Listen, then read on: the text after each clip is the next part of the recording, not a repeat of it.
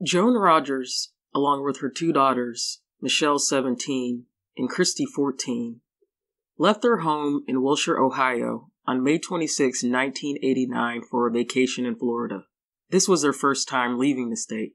The Rogers family ran a dairy farm in the small town of Wilshire, making this trip a rare chance for them to unwind. Joan, a dedicated mother, meticulously planned the vacation to be a memorable adventure for her two daughters.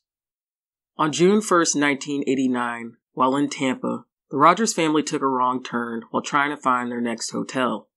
While getting directions at a gas station, they encountered a man who, noticing their out-of-state license plate, invited them for an evening boat ride. 3 days later, on June 4th, 1989, the bodies of 3 women were discovered. Their hands and feet were bound, and concrete blocks were attached to their necks, with duct tape covering their mouths. The first body was spotted floating near the Sunshine Skyway Bridge by passengers on a sailboat returning to Tampa from Key West. They initially mistook the object for debris before realizing it was the deceased woman.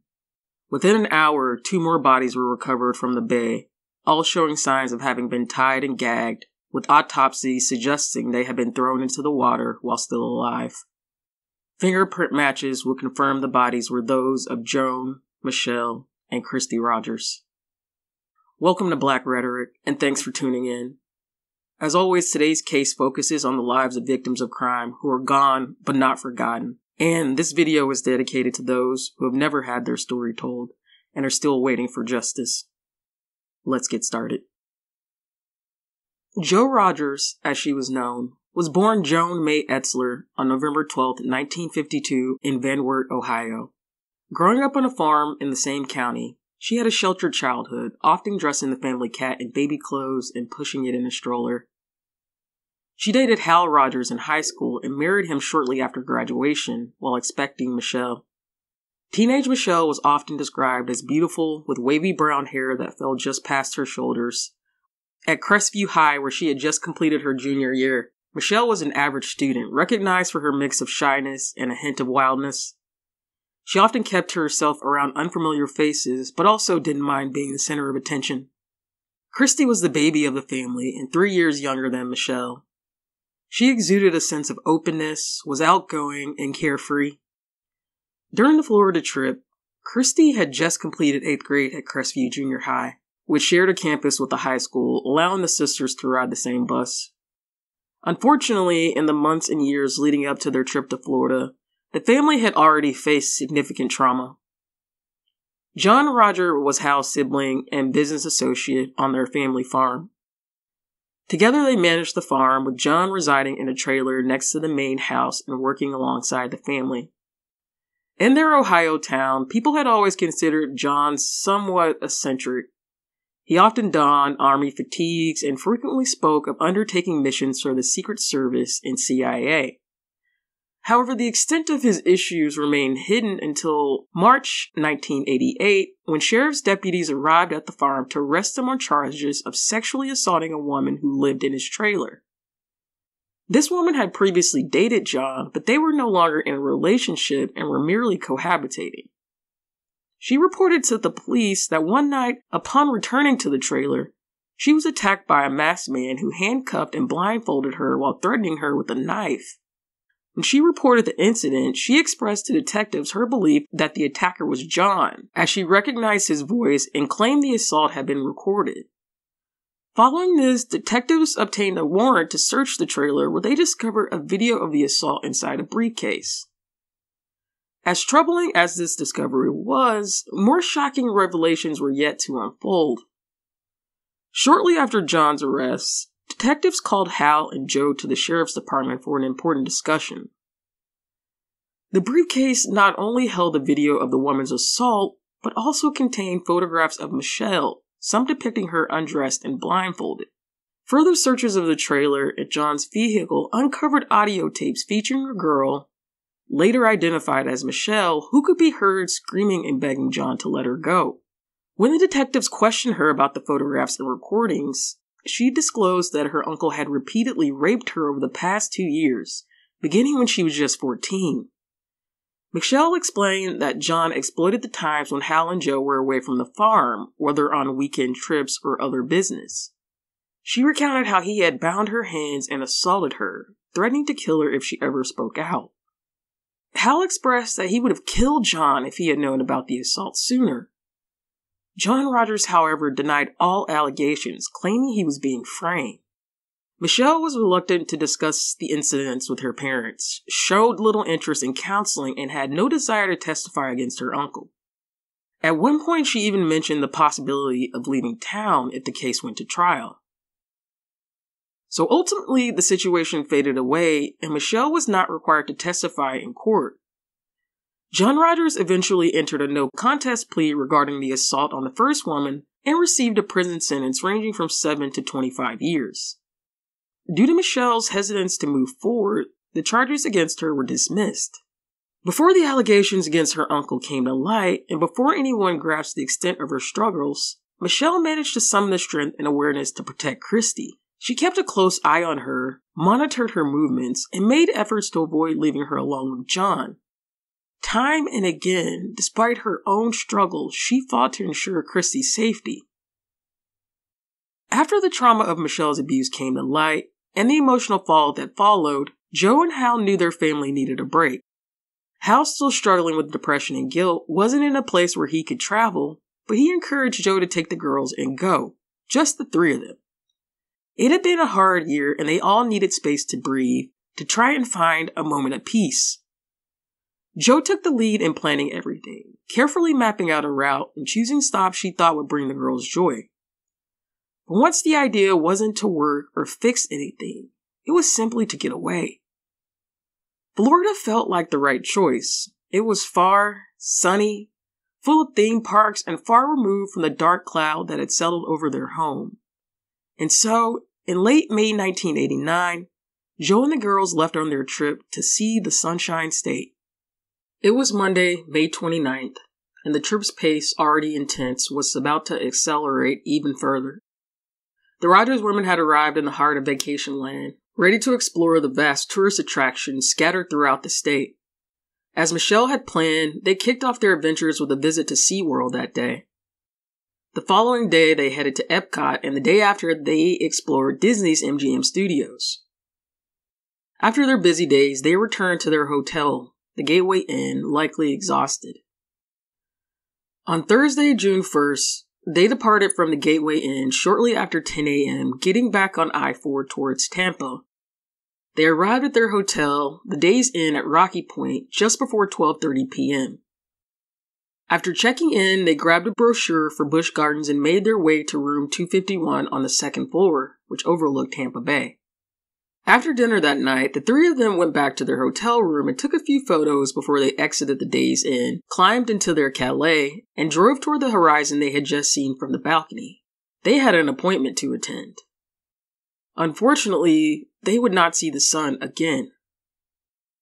On June 4th, the bodies of Joe, Michelle, and Christy were found in Tampa Bay, though it took police days to positively identify them. All three had their hands and feet bound in the same way. At the dock where the bodies were brought, detectives were already piecing together what had happened to the women. Given that all three were partially undressed, the possibility of sexual assault seemed high. A preliminary examination of the bodies showed no visible bruises, stab wounds, or gunshot injuries. It was conceivable that the women had been bound and gagged, weighed down with concrete blocks, and then thrown alive into the water to drown at the bay's bottom. On June 8th, a maid at the Days Inn in Tampa raised concerns about room 251, the room Joe and the girls had stayed in. The room had remained undisturbed for several days. The guests, likely one or more women, had checked in a week earlier, leaving their suitcases on the floor, a purse on the table, and various items scattered around. By this time, local newspapers and TV news programs had been reporting several days on the discovery of the three bodies in the bay. When Tampa police officers arrived at the Days Inn, it quickly became apparent that the key to identifying the women might be found in the room. The officers cordoned off room 251 and called for their superiors. Detectives from both Tampa and St. Petersburg soon arrived, and the room was thoroughly searched, photographed, and examined for fingerprints. All personal items were collected, labeled, and cataloged. A technician swiftly matched fingerprints from the room, including those from a tube of Oral-B Sesame Street toothpaste on the vanity, with those taken from the bodies found in the bay. The police soon matched the room registration details to the descriptions of Joe and the girls and saw that their Calais had been registered to the room as well. When the police eventually found the car, it seemed untouched since Joe and the girls had left it there a week earlier. The doors were locked and the passenger seat was pushed forward as if someone had just exited from the back. Inside, there was a Clearwater Beach brochure, a deck of Uno cards, and a puzzle book that had been used in the back seat. On the front passenger seat lay a sheet of Days Inn stationery featuring directions written in Joe's handwriting, which had led them from the motel to the boat ramp and a blue boat with white details. Having identified the bodies, the room where the women stayed, and found their car, the police were far from uncovering who had enticed the Rogers women onto the water. However, it was likely that the culprit owned a blue and white boat. Given that the bodies were discovered in the water, the task force faced the challenge of solving a crime without the extensive information and evidence typically available at a murder scene. No suspicious fingerprints were found in room 251 of the Days Inn. The prints that were examined mostly belonged to the Rogers women or the maids. Similarly, no unusual fingerprints were detected on either the inside or outside of the family's car. In fact, the Calais was exceptionally clean.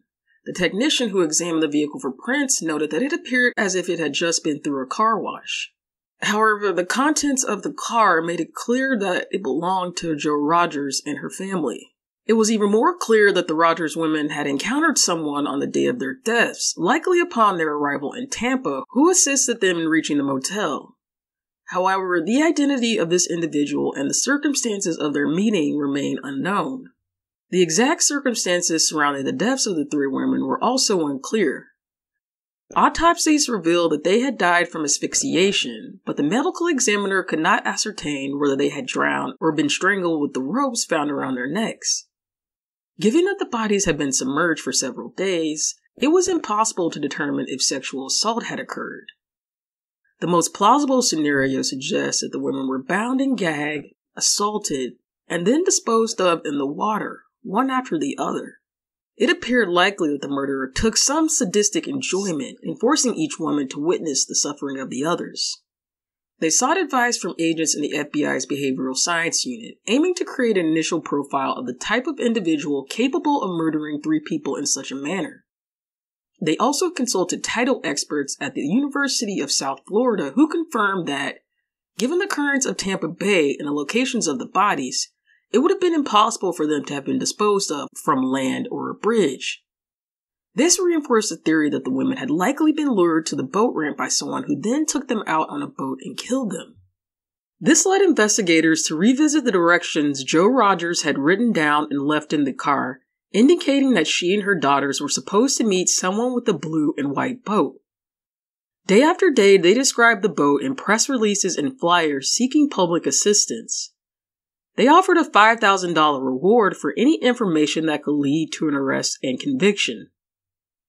In the weeks that followed, the task force received more than 800 tips. Unable to pursue every call, investigators logged the tips and prioritized them based on their potential significance. Each lead was investigated and subsequently ruled out. The first significant breakthrough occurred that October. Jim Capel, the lead detective on the case since the bodies were recovered, was reviewing a monthly bulletin from the Florida Department of Law Enforcement. Someone had brought the bulletin to his attention, highlighting a report about a rape incident in the waters near Madeira Beach. The victim, a 24-year-old woman from Canada, had been vacationing in Pinellas County when she had met a man who took her out on his boat in the Gulf off Johns Pass and assaulted her. Capel noted that the incident occurred on May 15th, just 2 weeks prior to the murders of the Rogers women. Meanwhile, a woman named Joanne Steffi was in her Tampa kitchen, gazing at a newspaper clipping taped to her refrigerator. The clipping featured a composite sketch of the suspect from the Madeira Beach rape case, and to her the drawing bore a striking resemblance to one of her neighbors. Another significant breakthrough didn't occur until 1992 when Sergeant Glenn Moore from the St. Petersburg Police Department opted for an innovative strategy. He launched a large public appeal by displaying the composite sketch derived from Blair's description on billboards throughout the Tampa Bay area alongside a sample of the handwritten directions found in the Rogers' vehicle. The concept was straightforward yet impactful. Someone out there recognized this man. Moore was convinced that by making the handwriting and the suspect's face widely visible, the public could provide the leads that investigators had been unable to uncover. The billboard campaign generated over 400 tips, including a call from Joanne Steffi, who was the neighbor of a man named Oba Chandler. She recognized both the sketch and the handwriting. Once this tip connected the composite sketch and handwriting to Chandler, detectives from the St. Petersburg Police Department acted swiftly yet carefully. They needed to validate their suspicions before proceeding with an arrest. At that time, Chandler was still living freely in Port Orange, a Tampa suburb, with his wife and children. To avoid raising his suspicions, detectives created a low-key approach. They posed as representatives from a fake survey company, reaching out to Chandler under the guise of conducting a survey on local utilities. This strategy allowed them to invite him in for an in-person meeting, where he would be asked to write down responses to a few simple questions. Chandler, unaware of their true intentions, agreed to participate. During the meeting, he casually wrote several sentences, providing the police with a new handwriting sample. This sample was quickly analyzed and compared to a note found in the Rogers' car, revealing a clear match. At that moment, Chandler became the primary suspect. Surveillance efforts intensified, and investigators began quietly constructing a formal case against him while he remained oblivious. Additionally, Chandler's cell phone records indicated he was on the water the night the Rogers family was murdered. A rare luxury at the time, he was one of the few people who had a cell phone in 1989. Following the analysis of the handwriting and a thorough examination of his criminal background, the case against Chandler became solid.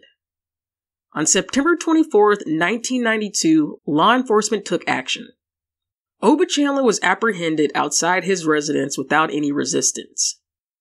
He faced charges of 3 counts of first-degree murder for the deaths of Joan Rogers, Michelle Rogers, and Christy Rogers in June 1989. At the time of his arrest, Chandler appeared shocked. He did not confess immediately, but it was evident that he was unaware he was under surveillance.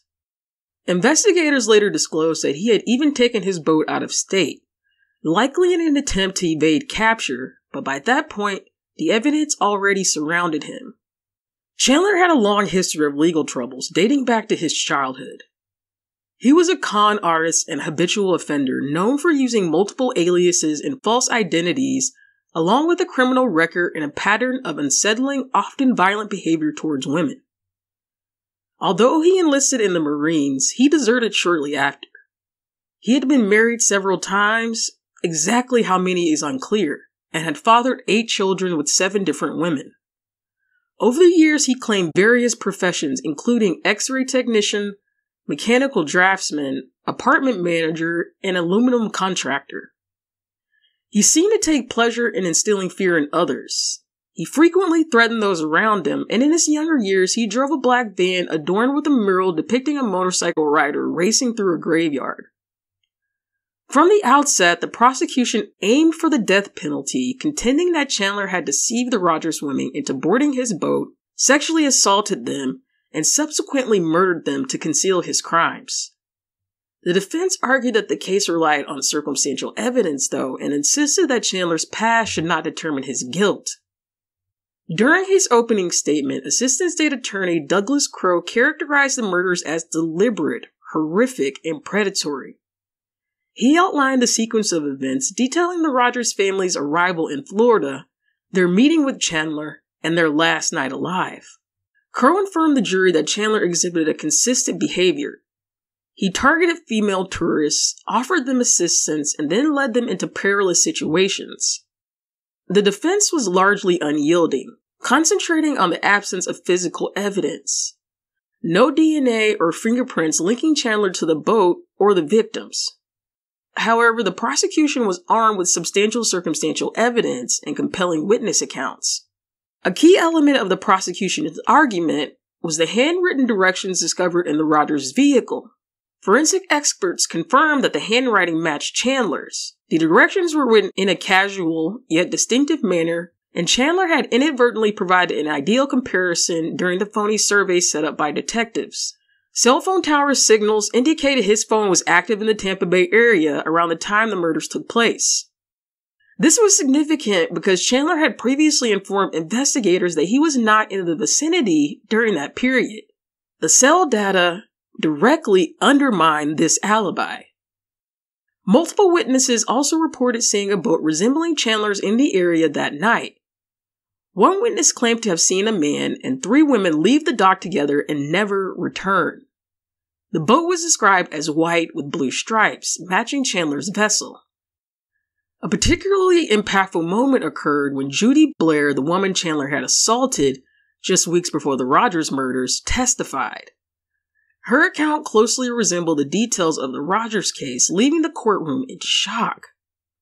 She recounted how Chandler had offered her and her boyfriend a sunset cruise, only to assault her at knife point while her boyfriend was confined below deck. The prosecution was permitted to present this pattern evidence under Florida's Williams Rule, which allows the introduction of prior offenses to establish motive, opportunity, intent, or method.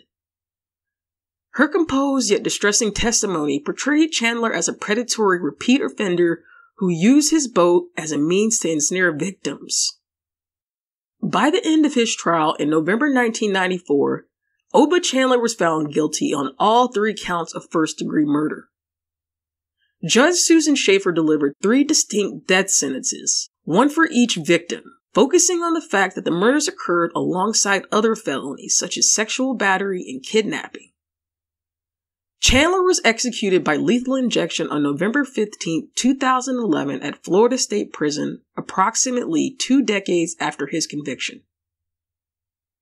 We begin tonight with a convicted killer who just met his date with death. After a 17-year run on death row and a number of appeals, Oba Chandler died nearly half an hour ago by lethal injection at the Florida State Prison in Stark for the 1989 murders of an Ohio woman and her 2 daughters. We want to go live now to Stark. That's where we join our Brenda McLaughlin and Serena Fazan. And Brenda, let's start with you. You were just a witness to that execution just a few minutes ago.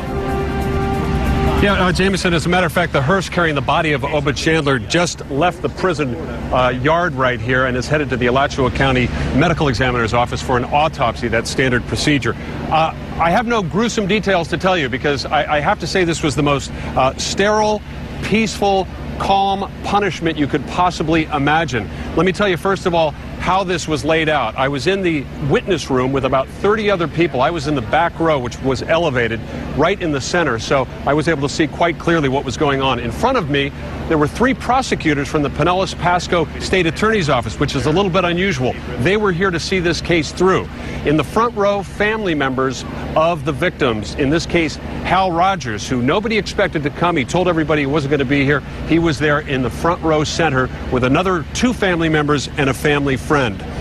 Let me tell you how it played out. You're facing a window that's covered with a curtain. At 4:07, a few minutes late, and we're not sure why that was, the curtain is lifted. I was surprised to see Oba Chandler strapped down in a gurney laying flat on his back with his eyes closed. I had a thought for a moment that he might have already been executed. He looked that quiet, that peaceful. There was to be no eye contact between Oba Chandler and anybody in the viewing gallery the entire time. At about 4:08, the phone call was made to the governor's office to see if there was going to be any stay, any sort of clemency or commutation of the sentence. There was none, so the execution started. Chandler said one word the entire time. That word was no, in answer to the question, do you have any final statement to make?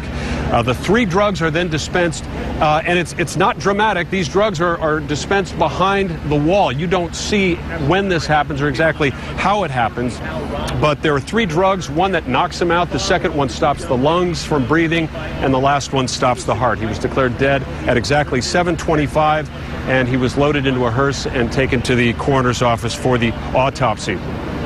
A sobering situation. It was sort of a grim reunion of people whose lives were changed by this heinous crime, the death of 2 teenage girls and their mother in 1989 in Florida. It ends today here at the prison in Rayford, but it certainly does not end for those affected by it. It's something all of us, myself included, to some extent will carry with us. We expect a press conference in just a few minutes. We are told that we may even hear from Hal Rogers and get his impressions.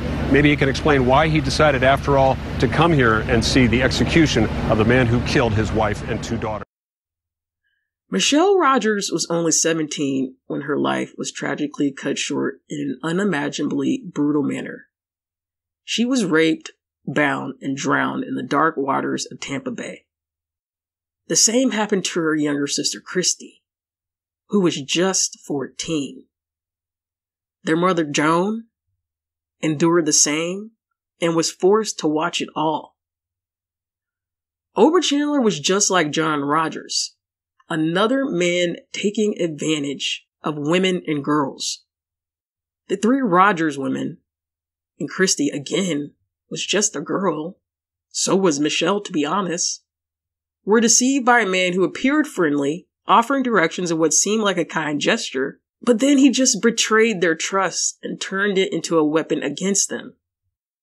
Discussing the Rogers family's tragedy inevitably leads to a broader conversation about femicide, that is, the targeted killing of women and girls simply because of their gender. Chandler did not kill for financial gain or in a moment of rage. He meticulously planned the crime. He stalked them, waited for the right moment, and executed acts of sexual violence followed by a calculated murder. His intent was not only to violate, but to silence them.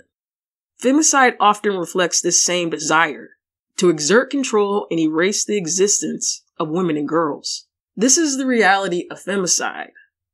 While it may not always be labeled as such in news articles or even true crime documentaries, the pattern is clear. Women and girls are targeted, exploited, and murdered by men who view them as expendable. The methods differ, ranging from domestic violence and sexual assault to murder to so-called honor killings and stalking, but the underlying motive is consistent. Men have a violent sense of entitlement to women's bodies and lives. Chandler's actions did not occur in isolation.